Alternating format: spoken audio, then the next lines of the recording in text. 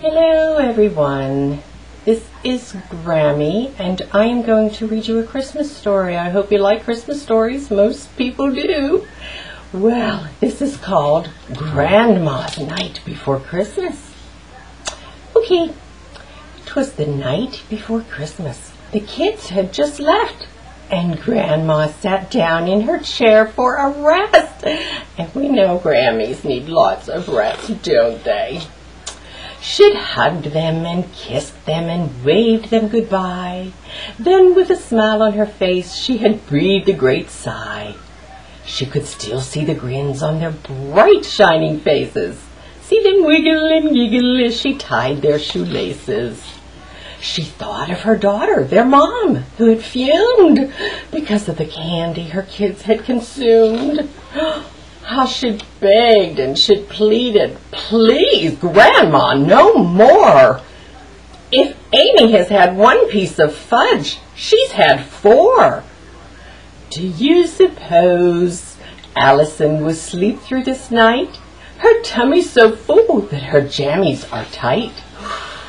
But Grandma just nodded and winked at her dears. After all, Christmas time comes just once every year. If she couldn't spoil them, 'twould be a great shame. So she smiled a sweet smile and accepted the blame. It was right at this moment that Santa flew by. He knew what dear Grandma was up to and why. He'd silently watched her prepare for the season as she tirelessly shopped and baked treats for one reason. Those dear little grandkids were to her all that mattered, though her feet got quite sore and her apron got spattered. The gifts that she'd sought must be perfectly right, so that in each child's eyes she would see pure delight. An expression that said, "Grandma, how did you know that this was the one gift that I wanted so?" Ah, grandmas just know this, Santa thought to himself. Why, doesn't my dear Mrs. Claus know each elf? And doesn't she also know children worldwide and how they are feeling way deep down inside? That is why grandmas know just what is right to give to their dear ones this glorious night. So thinking, old Santa flew up on his way. He had so much to tend to before Christmas Day. He left Grandma sitting there sorting the gifts, selecting the gift wrap small spirits to lift. Ethan the teenager knew his gift was clothes, so he couldn't care less which gift wrap she chose. She knew that sweet Noel and Rachel would squeal, ripping open their gifts, seeing what they revealed.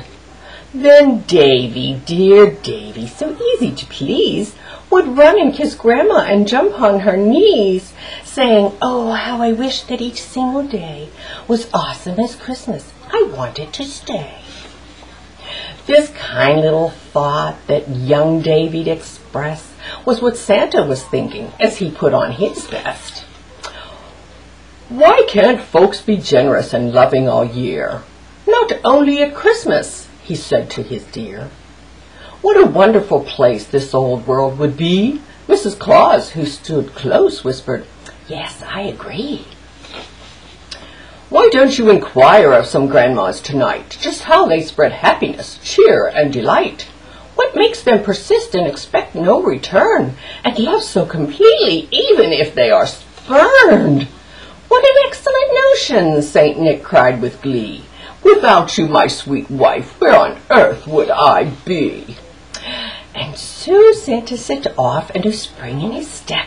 Even Dasher and Dancer and the crew had more pep. The gifts for the first stop he gently set down.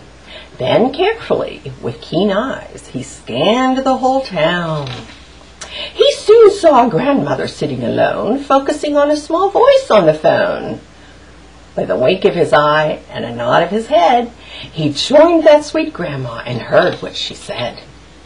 "Oh, Alex, I wish I could be with you too, but I know what you'd like, and I've mailed it to you.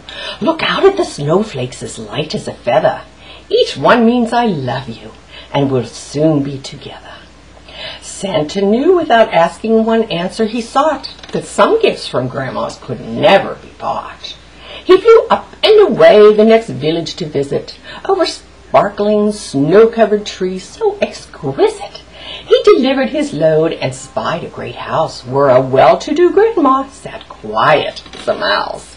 He stopped by to ask with what problem she toiled, was surprised when she said, "My grandchildren are spoiled, so this year we're giving and sharing our toys, having fun bringing joy to some sick girls and boys."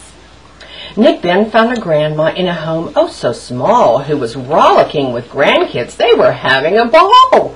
They romped on her couch full of patches and splits. But when you're with Grandma, it feels like the Ritz.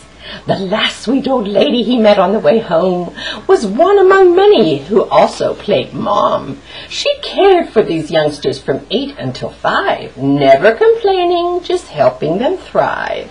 Finally, dear Santa zoomed back to the pole. He had an idea to reward the dear souls. By magic, he contacted children worldwide. "Send love notes to Grandma and thank her," he cried. The children were happy to please old Saint Nick, for he was their hero. He had brought them great gifts. So the following day when grandmas awoke, tears ran down their cheeks as they read a sweet note. All of the children of all different ages wrote, "I love you," to Grandma on pages and pages. And as for the grandmas, this Christmas would give some beautiful memories as long as they lived, of love notes and wishes from Nick who took flight. "Merry Christmas, dear grandmas. Sleep soundly tonight." I sure hope you enjoyed that story, as I enjoyed reading it to you. Merry Christmas and Happy New Year.